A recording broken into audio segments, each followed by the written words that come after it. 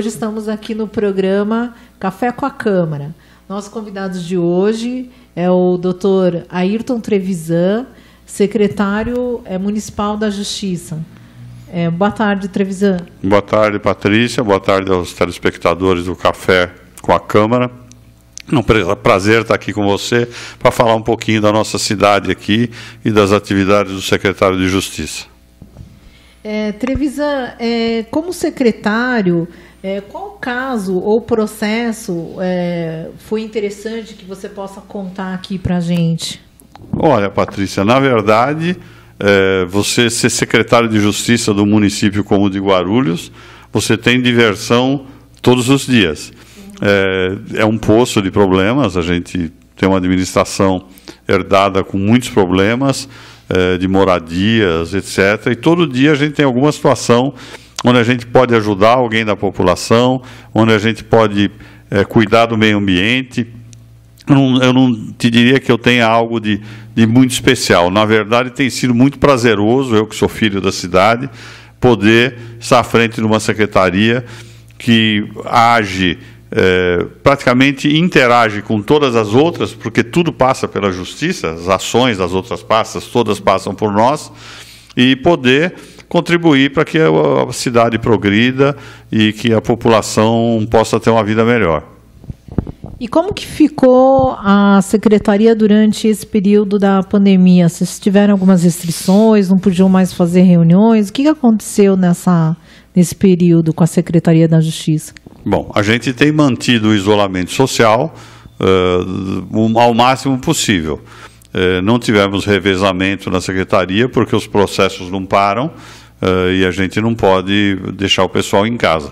Deixamos os maiores de 60 anos, que é grupo de risco, onde eu me incluo, mas eu não me incluo em ter ficado fora, eu trabalhei esse tempo todo, e pessoas portadoras de comorbidades, né, hipertensos, cardíacos, enfim, pessoas que fizeram tratamento de câncer e têm imunidade baixa, essas pessoas acabaram por ficar em casa, mas a secretaria manteve quase que um ritmo normal nesse período de pandemia.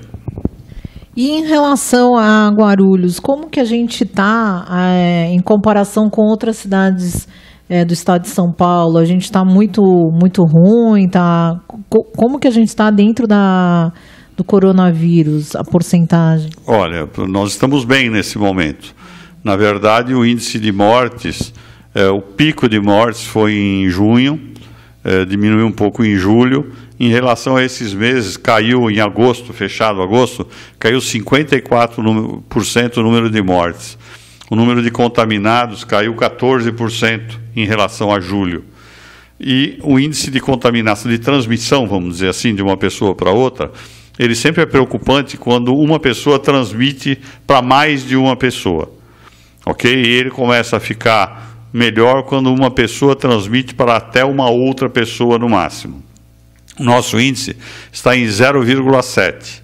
Ou seja, a gente precisa de quase 3 contaminados para contaminar uma pessoa. Então melhorou bastante, né? Muito, muito, muito. Agora, a gente precisa atentar, Patrícia, que Guarulhos fez o primeiro hospital de campanha do Brasil. E algumas pessoas falam, não, isso foi desnecessário, isso não precisava. Nós tivemos várias vezes durante os meses de junho e julho, principalmente, mais de 100% de ocupação dos leitos de UTI Covid no município. Como o 3 Segruto tinha 20 leitos de UTI Covid, a gente deve imaginar o seguinte, se não tivesse, nós teríamos tido pelo menos 20 pessoas sem cuidados médicos, todos os dias precisando de UTI e não encontrando UTI. E como que ficou a parte hoje do fácil, dos shoppings? Como que está a vida em Guarulhos, dos bancos? Enfim, como que ficou um pouco a vida em Guarulhos a partir de agora, de comecinho de setembro? Bom, na verdade nós continuamos na fase amarela. Fase amarela não é ainda a fase verde. A fase verde é a última, onde praticamente a gente tem tudo aberto, com restrições, com cuidados, com álcool gel, com máscara, com distanciamento, mas com as coisas em geral podendo funcionar. Hoje, na fase amarela, ainda não funcionam os buffets, não funcionam festas, Os próprios bares têm restrição de número de pessoas. Enfim, a fase amarela ainda tem restrição. Mas eu acredito que com essa queda se mantendo por mais alguns dias, a gente entre na fase verde, que é quase uma normalidade total, entre aspas, é o tal do novo normal. Ou seja, normal, talvez a gente não viva nunca mais. Mas a partir de quando tivermos a vacina, a gente passa a ter uma normalidade razoável. E as escolas com as crianças? Ali é um setor que não vai voltar tão rápido. Eu acho que esse ano não volta, né? Então, Patrícia, na verdade, eu penso que as faculdades, né, onde nós temos adultos, poderia voltar, e talvez volte, com alguma restrição de quantidade de pessoas, etc. Já onde você lida com adolescentes e crianças, você não tem um controle, não consegue ter um controle rígido para distanciamento, para uso de máscara, porque a molecada brinca muito, né?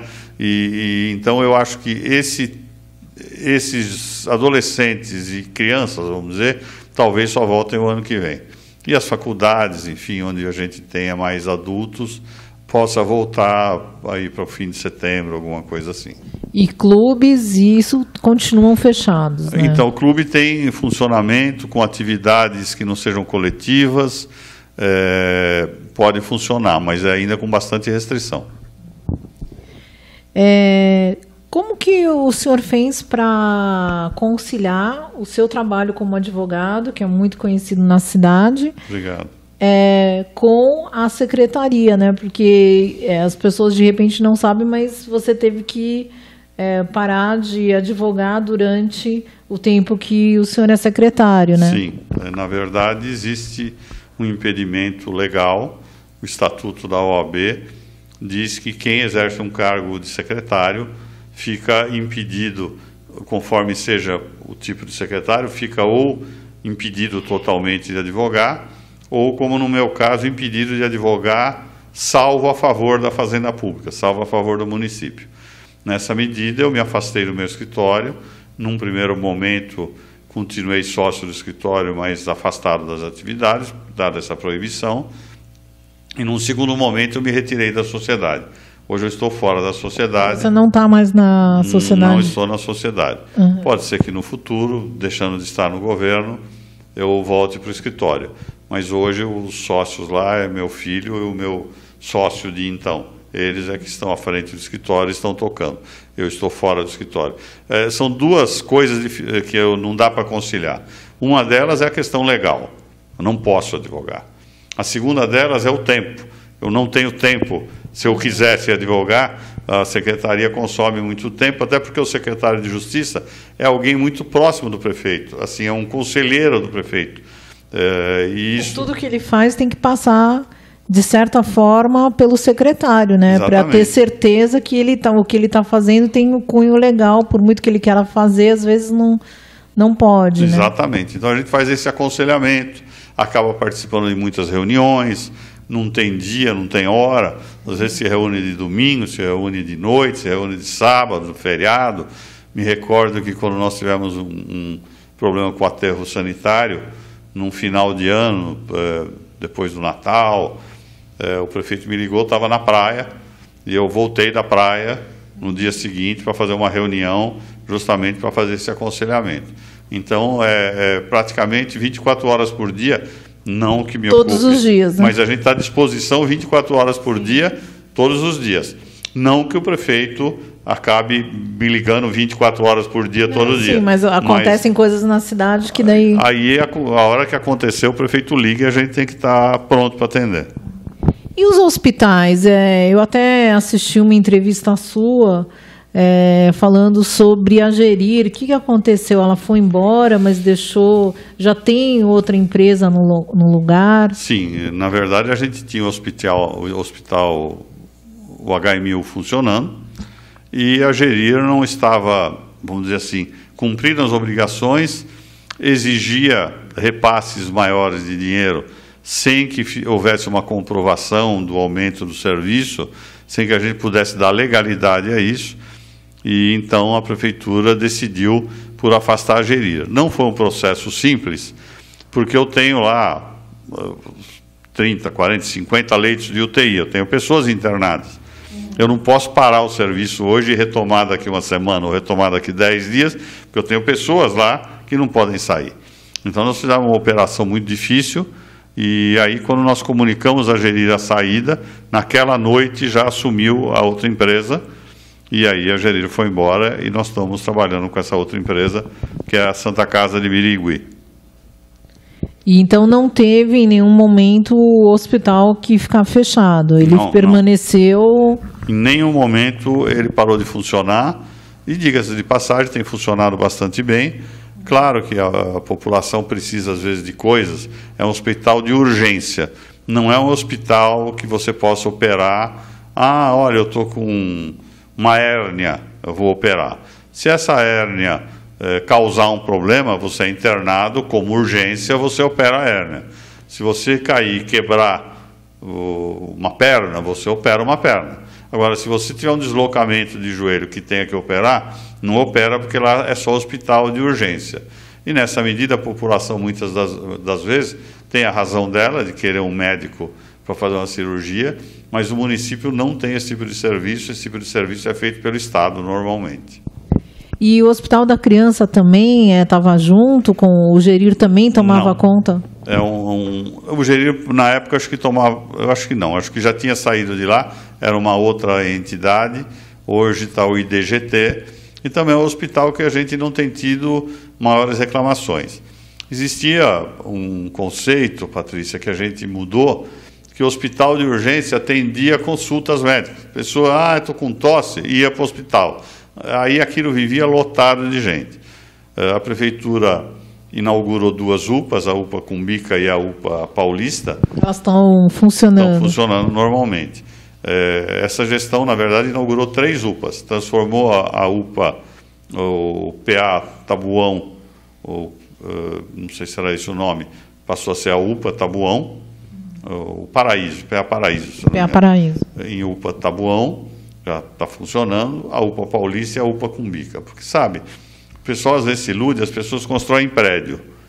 O prédio é a coisa mais barata que tem para você fazer quando você trata de um hospital ou de uma UPA. É o mais barato. Mais barato, porque depois que você põe... o mais rápido, que não dá problema, né? Agora, colocar todo o equipamento... Médicos 24 horas... os profissionais... Tudo lá que é o custo. Então... muito tempo a população acabou sendo enganada porque se construíam prédios, mas não se punham os prédios para funcionar. E essa gestão colocou esses 3 equipamentos para funcionar e hoje a população que tem esse tipo de problema é direcionada para esse tipo de equipamento. Então os hospitais como o HMU e como o Hospital da Criança acabam não tendo uma quantidade... uma superlotação. Uma superlotação que causa problema de atendimento. O atendimento está mais tranquilo. Reformou-se a UTI do HMU. Se você for lá, uma UTI de primeiro mundo. Claro, as pessoas podem dizer, tem espera. Olha, espera tem em todo lugar. A minha esposa fez um tratamento de câncer, eu acompanhava no hospital, num convênio, em São Paulo, no Samaritano, e eu cheguei a ficar 7 horas lá durante o dia, porque acontece acidente, dá algum problema com alguém que está na sua frente... E isso está sujeito a acontecer em qualquer lugar. Não existe lugar nenhum no mundo onde não tem atendimento. Fui agora, estou até com a vista um pouco dilatada, fui na oftalmologista, era 1 hora, eu saí de lá às 2h30. Sim, acontece. Em todo lugar. Quer dizer, então, há de se ter algum tipo de compreensão em relação a isso. Não dá para você achar que você vai chegar no hospital, seja ele particular ou público, e vai ser atendido imediatamente. Trevisan, a gente vai para um corte rápido e já voltamos. Ok. Você, construtora, quer validar o método construtivo que mais cresce no Brasil? A Argamassa Biomassa é um produto que segue as normas 15575 e 16590. Agora sua obra vai ficar 40% mais barata, 4 vezes mais rápida. O produto segue todos os requisitos normativos e sua obra muito mais limpa. São mais de 4,5 milhões de metros quadrados construídos e estamos com uma política especial para você ser nosso parceiro. Quer saber mais? Clique ou entre em contato conosco. Voltamos aqui com o programa Café com a Câmara, hoje entrevistando o Dr. Ayrton Trevisan. Dr. Trevisan, Como o secretário municipal da Justiça aqui em Guarulhos, quando tem licitação, quais são os problemas que essas licitações podem vir a ter e quais são os casos assim que teve mais problemas durante as licitações? Olha, os casos que dão maior problema são aqueles que envolvem as quantias mais vultosas de dinheiro. A questão do lixo, por exemplo, tem uma série de empresas que criam toda sorte de dificuldade para que não seja uma delas ganhadora, justamente porque isso aí vai fazer um contrato que pode ser prorrogado por vários anos e envolve uma fábula de dinheiro. E a gente teve problema, e está tendo até agora, com uma empresa que, apesar de ter ganho, ela está em recuperação judicial, com problemas em outras cidades. E ela conseguiu participar da licitação? Conseguiu já por ordem do juiz da recuperação, só que ela não tem condição, aparentemente, não tem condição financeira de tocar uma cidade de 1.350.000 habitantes, que produz, não sei se 2.000 toneladas de lixo por dia, é uma quantidade muito grande. Então, ela perdeu, assim a gente iria desclassificá-la, o juiz deu uma decisão, que ele é o juiz da recuperação, que ele não podia dar, dizendo que tinha que passar para essa empresa, sob pena de processo criminal. A Procuradoria intentou um recurso, o desembargador suspendeu essa decisão e está para ser julgado o mérito dessa decisão, para que a gente possa ver, eventualmente, o segundo colocado. Mas enquanto essa licitação não sai, o que acontece? Vocês dão uma licitação emergencial? A gente tem que fazer uma contratação emergencial. E aí porque o lixo, a gente não pode ficar sem o lixo. Não, vamos esperar a licitação acontecer, não dá, claro, né? Não dá. Mas aí essa emergencial é com a empresa que ganhou a licitação ou é outra empresa? Não, outra empresa. Qualquer outra empresa. Você faz uma pesquisa de preço e contrata uma empresa emergencial para ela ficar lá até ser resolvido o problema. Tá. Exatamente. E na iluminação, teve alguma coisa assim parecida, então, né? A gente tem uma PPP da iluminação que também deu uma série de problemas, uma série de envolvimentos. Aparentemente teria havido a violação de envelopes. E como se prova isso? Então, isso tem laudo, né? Só que nós estamos muito tranquilos, porque a prefeitura não tem interesse que A ou B ganhe. Tem um interesse que ganhe a melhor proposta. Vou dar um exemplo para vocês. A gente tem um chamamento para os pátios de veículos. A empresa que fazia isso antigamente, como é um chamamento, ela tem que pagar uma outorga. Os pátios onde você leva apreendidos os carros que estão irregulares. Exatamente. É que a gente ficou um tempo sem pátio. Não, nós estamos ainda. Nós estamos sem pátio. Essa empresa ganhou uma licitação, um chamamento, oferecendo um retorno de 16% de cada 100%, de cada 100 reais de receita, 16,6 voltar para o município. Nós fizemos uma licitação, agora há pouco tempo, ou o chamamento, isso é um chamamento, e a empresa ganhadora ofereceu 63% de retorno para o município. Só que quem perdeu está brigando para que essa empresa não ganhe. Por quê? Porque a pessoa que ofereceu 20%, 30% quer ficar ela com isso. E ela disse que essa que ofereceu 63% não teria condição técnica. Então é sempre uma briga muito grande, porque as pessoas... Entre as pessoas que querem ganhar essa licitação. Exatamente. Isso aconteceu com a licitação do pátio. Nós temos uma PPP da Zona Azul. A gente fez agora o Tribunal de Contas já aprovou tudo e nós tivemos uma proposta de como se fosse uma luva bastante alta de uma empresa que tem interesse de explorar esse serviço de Zona Azul em Guarulhos. Então, só que sempre tem, Patrícia, alguém prejudicado, porque nós estamos também em época de eleição, então tem grupos políticos interessados em que as licitações não ocorram, ok? Porque nos desgasta a administração. Quando isso não acontece, contrato emergencial, não consegue fazer a licitação. Você tem uma licitação aqui, de repente aparece o Zezinho dos Anzóis, lá de São Bernardo, impugna a licitação e para tudo, você não sabe quem é, nem por que veio. Não, e deve ser muito desgastante, fora que você dá uma coisa emergencial de repente por tantos dias e não tem a outra resposta. E não consegue resolver. E o Tribunal de Contas no pé da gente, porque diz que a gente está contratando emergencial e a gente não consegue fechar uma licitação. Então, esse tipo de coisa tem essa questão política de te desgastar durante o mandato, e este ano aqui, em especial, é um ano de eleição. E há grupos políticos interessados em, eventualmente, que essas grandes licitações não ocorram, para que, caso na eleição a administração atual não continue, esse grupo possa ele fazer a licitação e, eventualmente, ter alguma vantagem decorrente de sua vantagem política ou não política. Então, é muito delicado essa questão, envolve muitos interesses quando se trata de uma cidade do tamanho de Guarulhos. Sim, com certeza. E a parte da iluminação também teve licitação? Então, teve a licitação, que é uma parceria público-privada, e foi nesse caso que deu um problema com os envelopes, e a gente não sabe o que pode ter acontecido, enfim, tem o laudo lá, mas nós estamos continuando, vamos chamar isso novamente. Nós temos... E quando acontece isso, qual a solução? Fazer uma nova licitação? Começar ali do zero e fazer uma nova. Mas abrir os envelopes, faltava algum documento de alguém por causa disso? Não faltava algum documento, mas, por exemplo, vamos dizer que se confirme que se abriu, alguém pode ter sabido da proposta do outro e ter trocado. Isso, entendi. Por que a abertura do edital podia trazer algum problema, é porque a pessoa pode fazer alguma mudança. Exatamente. Entendi. E só uma referência, quando o Guti começou, eu acho que tinha menos postes de luz, como que foi? Ele conseguiu iluminar mais a cidade? Muito mais.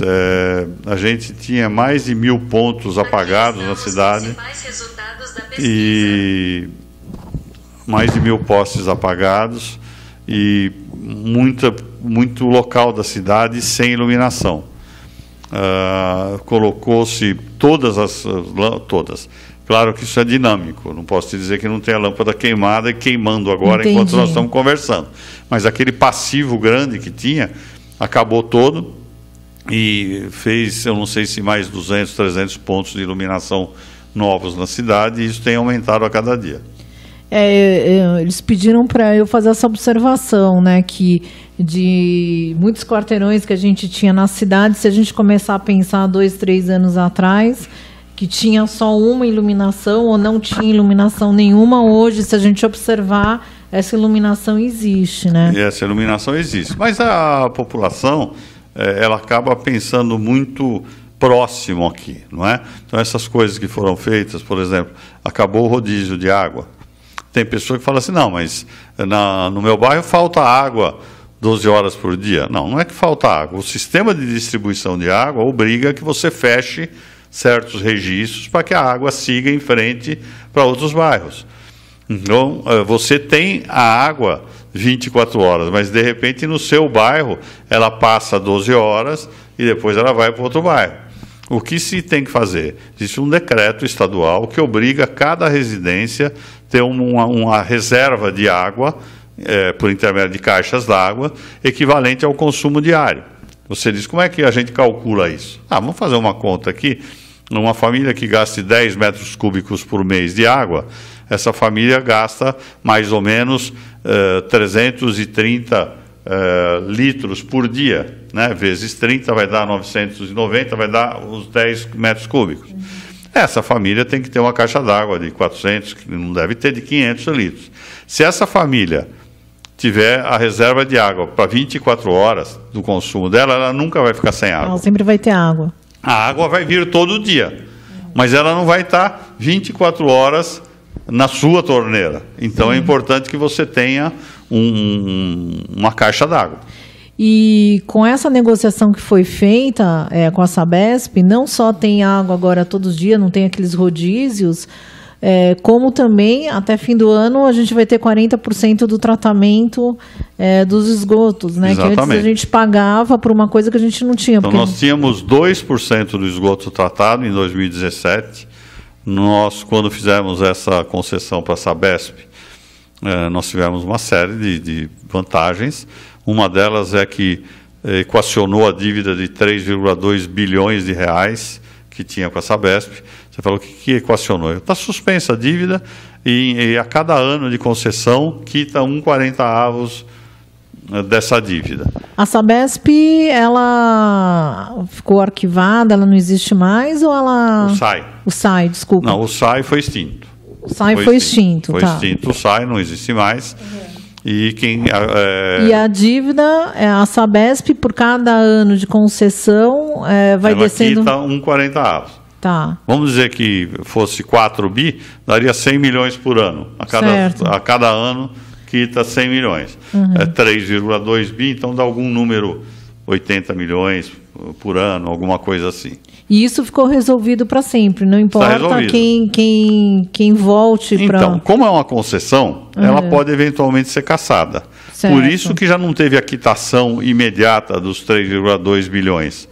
Eles não cobram, essa dívida está suspensa e quita a cada ano que a concessão for respeitada. Se amanhã entrar um governo aqui e falar, não quero mais a concessão, vai ficar devendo o número de parcelas dos 3.200. Então, e aí vai ser um problema de resolver. Exatamente. Então, a primeira vantagem foi essa. A gente já tinha precatórios vencendo no ano da concessão e não temos dinheiro para pagar. A segunda vantagem é que acabou o rodízio. Não tem mais rodízio. Tem essa questão do horário em que a água chega no seu bairro, mas ela vem todos os dias. É só reservar. E tem a questão do esgoto, que esse ano fecha 40% até o final do ano.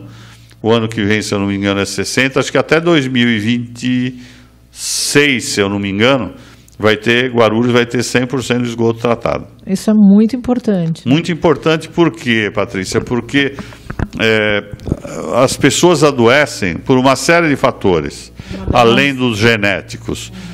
Uma má alimentação, um mau sono e a falta de saneamento básico. Quer dizer, uma criança que sai para brincar na rua e pisa no esgoto, uma água que não seja limpa, tudo isso causa doença.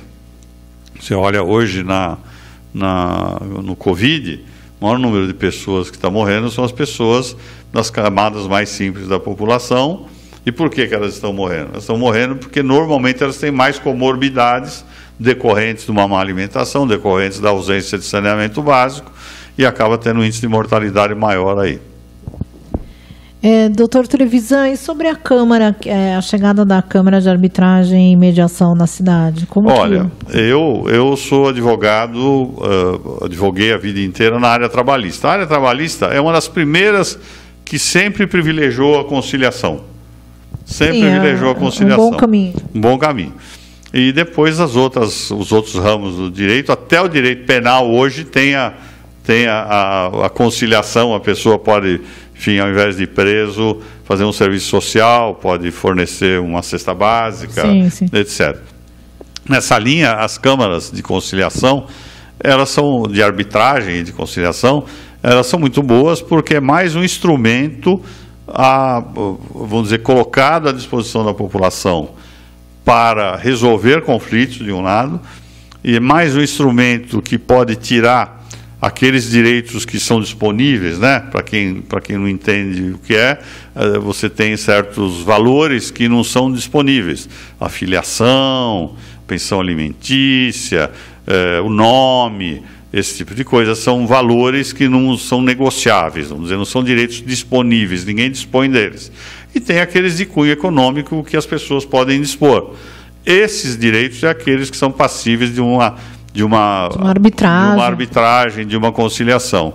E uma Câmara vem ajudar a desafogar o judiciário, ser mais célere muitas vezes. Então, você nomear um árbitro num contrato, ao invés de levar para o judiciário, é uma coisa moderna, está em uso, e eu vejo com muito bons olhos que esse trabalho seja reconhecido e ampliado. Muito obrigada. Doutor Trevisan, agora para encerrar o programa, o senhor deixaria alguma mensagem para os nossos munícipes? Olha, a mensagem que eu gostaria de deixar em relação à Câmara aqui de vocês é que as pessoas procurem conhecer esse trabalho, procurem usar esse trabalho. Ele fica mais barato e mais rápido do que o judiciário.